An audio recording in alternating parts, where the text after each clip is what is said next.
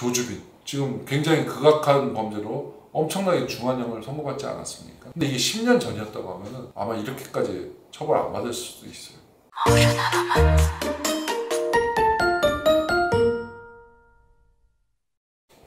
안녕하십니까? 민경철TV의 민경철 변호사입니다. 소송의 승패를 좌우하는 변수들이 뭐가 있을까요? 내가 다 내 맘대로 할 수 있는 게 아니에요. 내가 내 맘대로 다 할 수 있는 게 아니에요. 첫 번째, 내 사건을 담당하는 수사관, 검사, 판사 어떤 사람을 만나냐도 굉장히 중요한 변수예요. 수사관과 검사, 판사가 아주 동일할까요? 그렇지가 않아요. 그 사람들도 살아온 어떤 인생 경로가 다르고 생각하는 바가 다르고 다 주관적 가치가 있고, 예전에 그런 농담이 있었죠. 막 절도범에 대해서 굉장히 형이 약한 판사님이 한번 자기 집에 그 강도가 들은 거예요. 절도범이 와서 털어간 거예요. 그 절도범에 대한 형량이 확 올라갔다고 하지 않습니다. 다 인간이기에 자기의 개인적 경험에 비추어서 판단할 수밖에 없는 거는 어떻게 보면 이 시스템의 한계예요. 안 그러면 AI한테 물어봐야 되죠. 똑같은 사안이면 똑같은 결과가 나오려면 AI한테 물어보는 수밖에 없어요. 수사관도 마찬가지예요. 일단 열심히 하는 수사관이냐가 굉장히 중요해요. 고소인 입장에서는 열심히 하는 수사관이 만나야 좋겠죠. 죄를 지은 피의자 입장에서는 열심히 하는 수사관을 만나면 불리하겠죠. 물론 죄를 안 지은 피해자라면 또 열심히 하는 수사관이 또 좋은 거예요. 수사관님들도 어떻게 보면 사실 굉장히 경무에 시달리고 있거든요.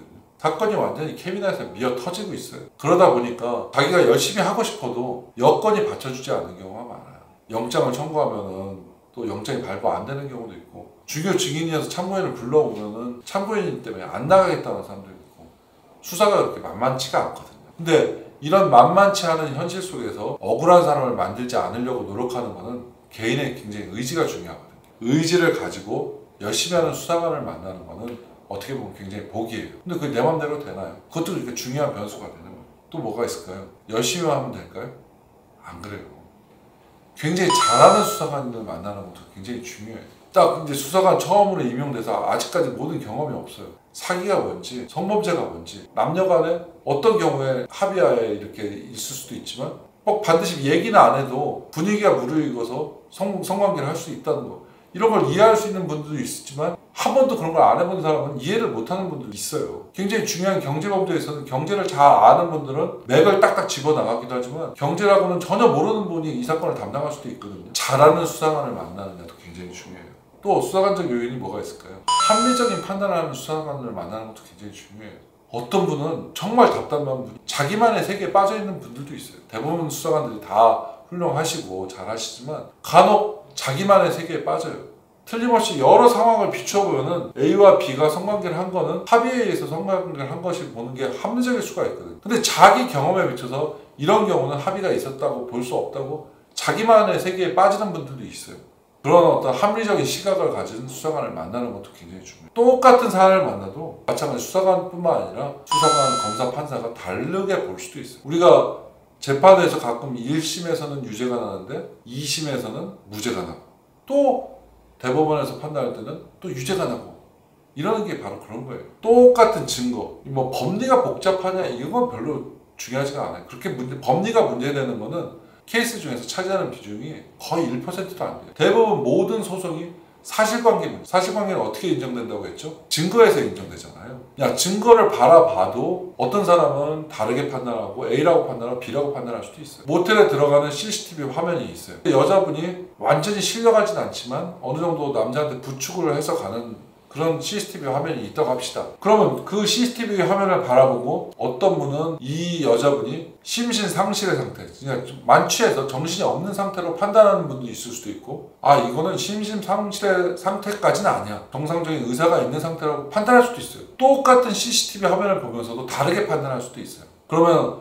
그 판단 자체가 자기한테 유리하게 판단하는 그런 담당관을 만나는 것도 어떻게 보면 변수가 될 수가 있겠죠. 그 다음에 또 뭐가 있을까요? 내가 주장하는 사실관계를 뒷받침할 수 있는 증거를 얼마나 확보할 수 있느냐, 그 부분이 굉장히 중요해요. 우리들 가끔가다 이렇게 운전해서 가다 보면은 인도에 프랜카드 붙여있지 않습니까? 몇 년 몇 월 며칠 몇 시에 여기에서 교통사고를 목격하신 분의 목격자분을 찾습니다, 탈의하겠습니다. 그럼 왜 그러겠어요? 나는 분명히 억울하게 당했는데 지금 내 억울함을 입증할 사람을 못 찾는 거잖아요. 그런 경우에 만약에 나는 분명히 신호위반 안 했는데 신호위반으로 지금 내가 몰리고 있단 말이에요. 거기서 정말 그 상황을 목격한 분이 나타났어요. 그래서 저 사람은 신호위반 안 한 게 맞다. 이런 상황에서 사고가 났다. 이렇게 얘기해주는 목격자가 나타나면 그 사람은 구사일생으로 살아날 수 있는 거죠.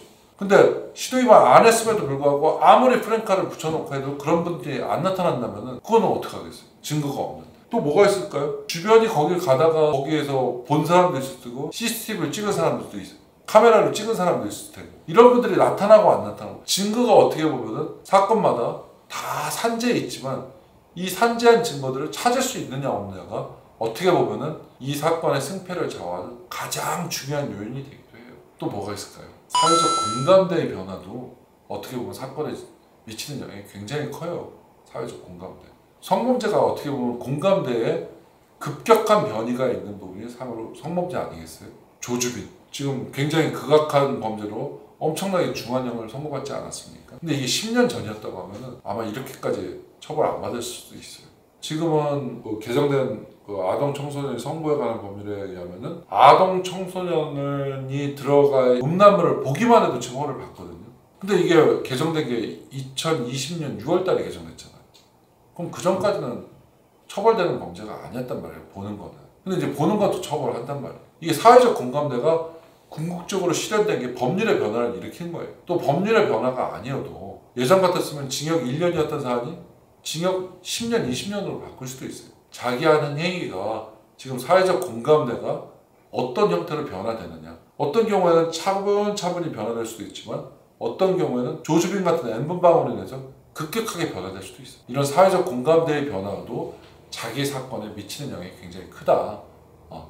이런 것들을 여러분들은 자기 소송에 있어서 어떻게 적용할지 한번 생각을 해보셔야 돼요.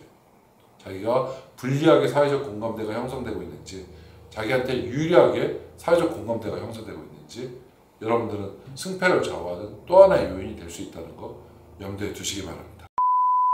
다음번부터는 구체적으로 소송 진행 절차에 따라서 여러분들이 어떻게 하는 게 좋을지 절차를 설명하면서 여러분들이 말씀드리도록 하겠습니다. 다음에 뵙도록 하겠습니다.